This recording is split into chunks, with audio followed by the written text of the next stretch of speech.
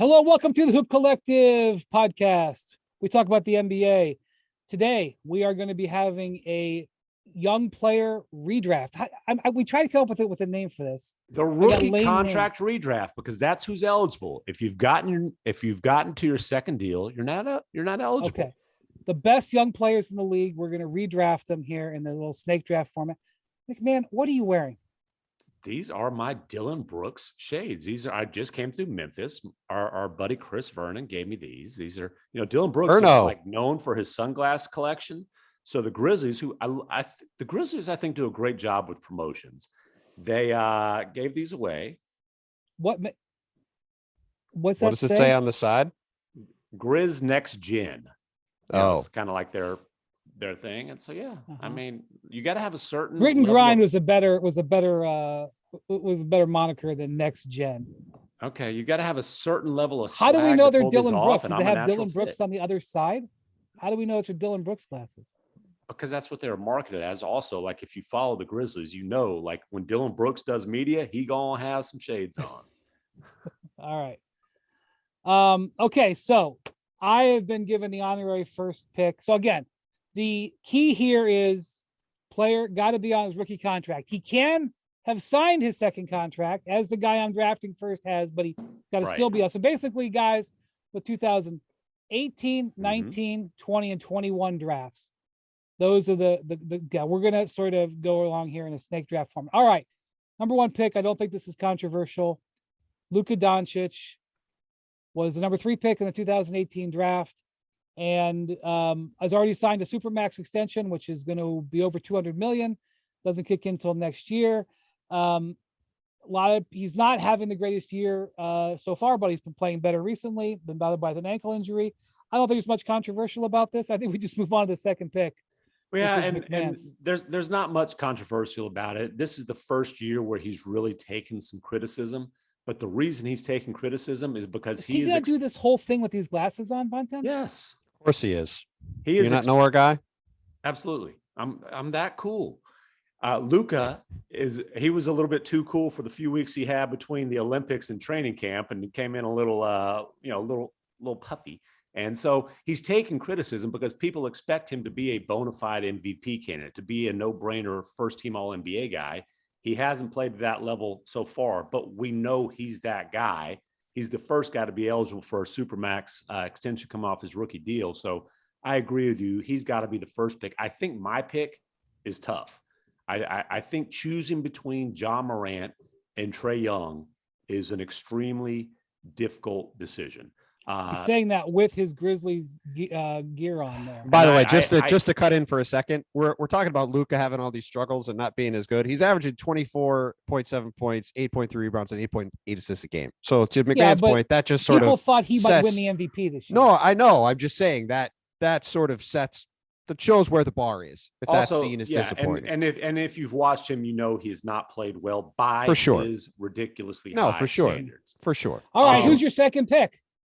Well, I'm influenced. I'm looking through Grizzlies glasses, quite literally.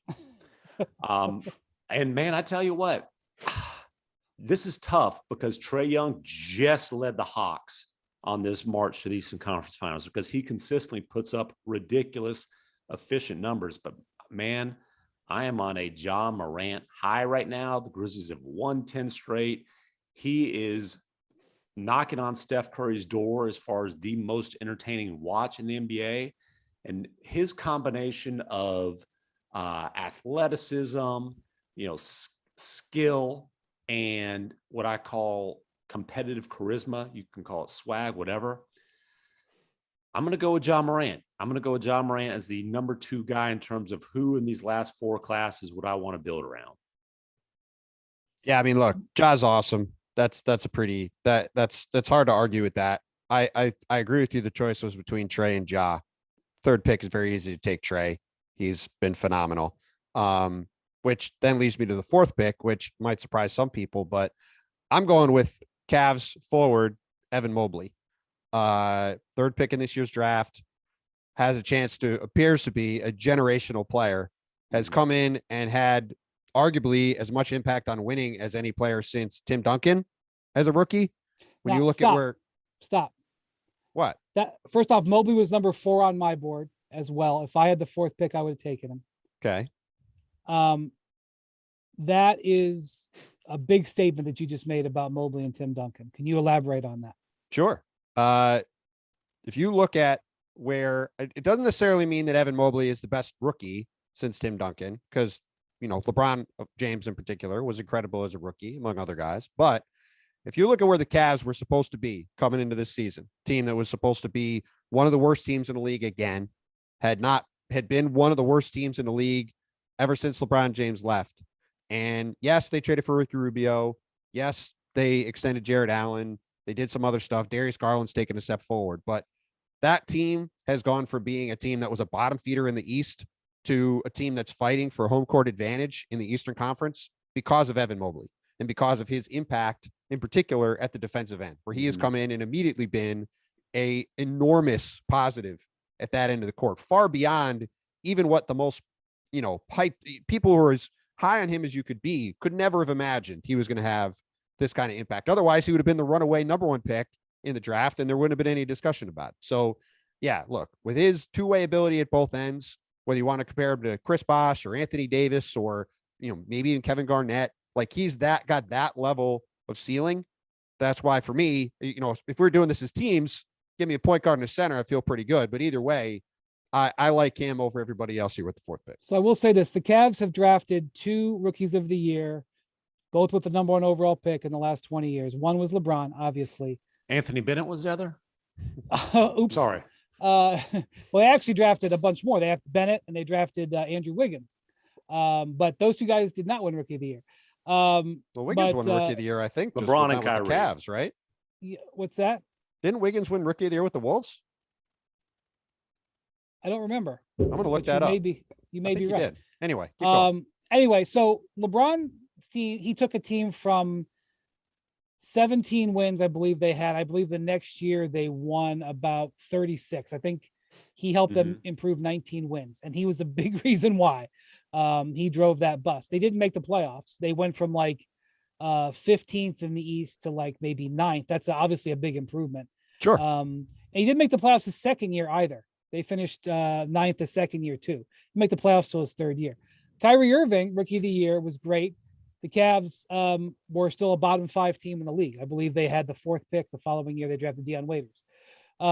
So Kyrie was great. Kyrie had a couple of game winners, but he was not able to elevate the Cavs. Now, Mobley isn't walking into a fresh rebuild. The Cavs did have a couple other guys on their roster, but your point about him influencing winning, I mean, the Cavs are right now, I believe, around 5th in the East.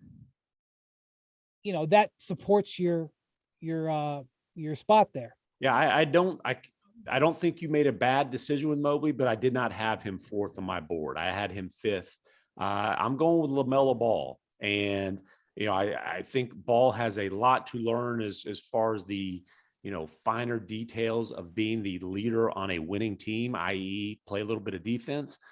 But this dude is an elite offensive machine. When you look at his production as a teenage rookie, it's LaMelo, Luka, LeBron. That's the you know, the comps there. You know, he is just so skilled at 6'8". People did not think he was going to be a good shooter. He has proven that wrong, you know, just particularly off the dribble. Obviously, his passing ability is absolutely brilliant. The way he carries himself like a superstar. He's in the running for Cajones Factor Player of the Week this week after that ridiculous floater he made. That was a game winner the other night. You know, he's a guy who wants the ball in his hands in big moments. And, you know, he's a guy like the Charlotte Hornets are relevant because they managed to get LaMelo Ball with the 3rd pick in that draft. And he breathed life into what, if we're being real honest, was one of the most boring franchises in the league. Right. All right. So I've got picks 6 and 7 here, right? Isn't that how it works? Mm-hmm. So this is a tough one right here because on my board, I have a slash line between 3 guys that I had listed here. And the thing is, guys, I really, really believe in Zion Williamson's talent. Mm-hmm. I think he's the type of player that can be if I was an NBA executive sitting here in this spot, I think I would take Zion Williamson, because even with the injuries, the top side is so high. I think I have to take Zion. Bontemps will probably come after me here because he has been skeptical of Zion from the start, and his Bontemps is to Zion what you are to Jokic. One of us I voted for justified, one of Jokic us for not. MVP. How, if you vote for someone for MVP, how can you be said that you're anti-Jokic? Because of the smear campaign that you ran so scandalously for I'm not months. taking the bait. I'm not taking the bait. So I think I got to go Zion here, Bontemps. Yeah, it's probably worth a swing at this point. Yeah. I mean, he was an all NBA. He was an all NBA player. Maybe he didn't make all NBA. Did he make all NBA last year? I don't think he made it, but he was he was on my just ballot. missed. Yeah, he was on my finished ballot. behind Julius Randle. So I'm taking Zion at the 6th pick, and at 7th pick, I still have a tough one, because I like Anthony Edwards a lot. Really, I'm down to Anthony Edwards and Scotty Barnes here. And I just think that Barnes's potential at both ends. Boy, Edwards I like a lot, but I think I'm going to go with Barnes. I don't have a really good feel for it. I don't have a really good defense for it, because Anthony Edwards is next on my list. But yeah, I'm going Barnes. I agreed with you on Zion. He is absolutely tantalizing and terrifying, but the talent is just so ridiculous that you understand the risk. The risk is, who knows how often this guy is going to be on the floor? Who knows how long he's going to last? At that size, with his lack of commitment to conditioning and injury history. But dude, he can also give you 28, 30 points, 6, 7, 8 assists ridiculously efficiently. He's the greatest interior scorer since Shaq. Since John Morant. Yeah, I stand by what I said. Yeah. Barnes is interesting. He's on my list, but you leapfrogged a couple of guys. And Barnes is another guy who, he's going to be a high impact defensive player.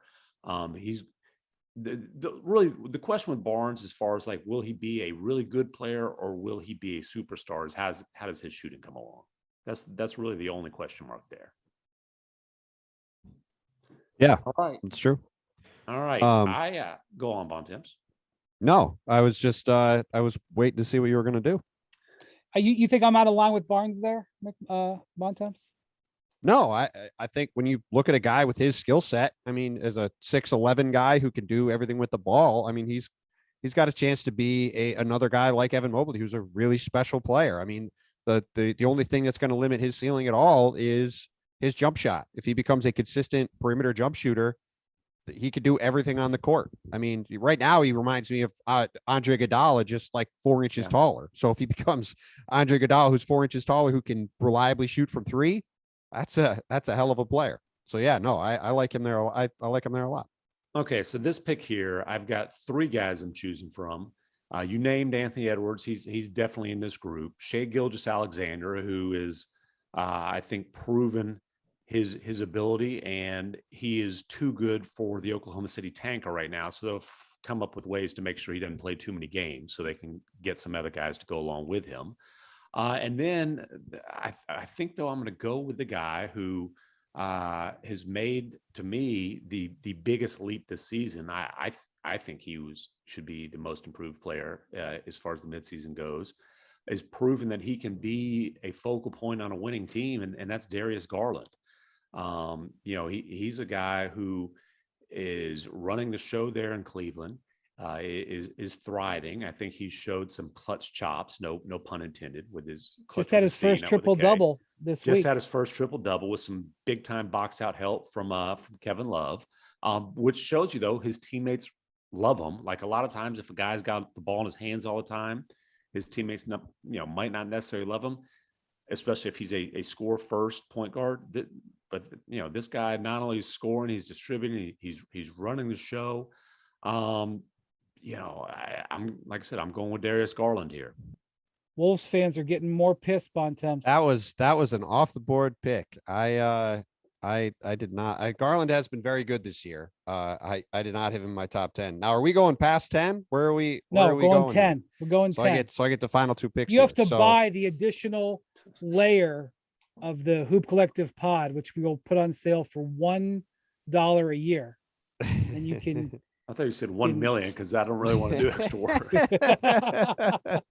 Put it at a price point where people. Well, might it's not funny reach. because I now have to pick 2 players to end the draft, and I thought that MacMahon was going to pick Anthony Edwards, and then I would know the 2 guys. So This is what's troubling about drafts. Sometimes you got to take the guy on the board. Well, there's 3 guys left that you have to choose between, and they are Edwards, last year's #1 pick, Cade Cunningham, this year's #1 pick, and Shai Gilgeous-Alexander, who is going to be my pick with the 9th pick. Sign a max extension with the Thunder. Is a phenomenal player, long, athletic, rangy guard, so like 6'6", can score at every level. Is a guy who can defend wing players. Obviously he's playing in Oklahoma City, so they're not exactly aggressively trying to win games at the moment, but he's a guy that, fits in the modern NBA in every way. And personally, I would rather have him than Darius Garland. No disrespect to Cavs fans. No, disrespect him. Go for it. And then with the final pick, man, between Edwards and Cunningham, it's pretty tough.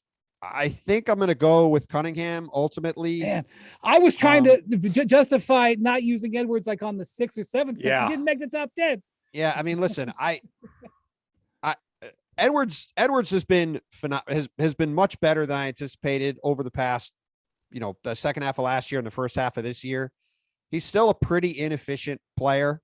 And he's not going to be a guy that you give the ball and sort of run your offense through, right? He's more of a wing scorer. Whereas, Cade has played much better since he's gotten into a bit of a groove after having an ankle injury that basically cost him all training camp. And he's a guy that you can give the ball to and, run your offense. He's a big rangy defender too. So I would go with Cade probably. I will go with Cade for the last pick, but I mean, part of this too is that the last couple of years we've seen a big influx in players. Like I made a list this morning. I mean, we didn't bring up either Mikal or Miles Bridges. We didn't bring up Josh Giddey. We didn't bring up Jalen Green. How about bring up DeAndre Jaren Ayton? Jackson Jr., DeAndre Ayton, Tyrese Good. Halliburton. We haven't brought up Michael Porter Jr. We got some $100 million guys, right. guys No, with $100 million I'm contracts. sorry. A guy who's had multiple back surgeries and multiple Hey, he's head got a max issues. contract. He's got a max contract. And we didn't talk about Tyrese Halliburton, who's very good too. I mean, the league is awash with talented young players right now. There's a lot of interesting young guys in these I'm past heartbroken. drafts. Didn't even discuss Desmond Bain. I had to put my Grizzly shades back on to say that. He's on my list. We didn't get to him, but I'm very disappointed none of you guys took Tyler Hero. Unacceptable. Another great game Wednesday. All right. Thanks for watching Hoop Collective Short. Thank you to MacMahon and Bontemps. We'll talk to you guys soon. Thanks for watching ESPN on YouTube. For live streaming sports and premium content, subscribe to ESPN Plus.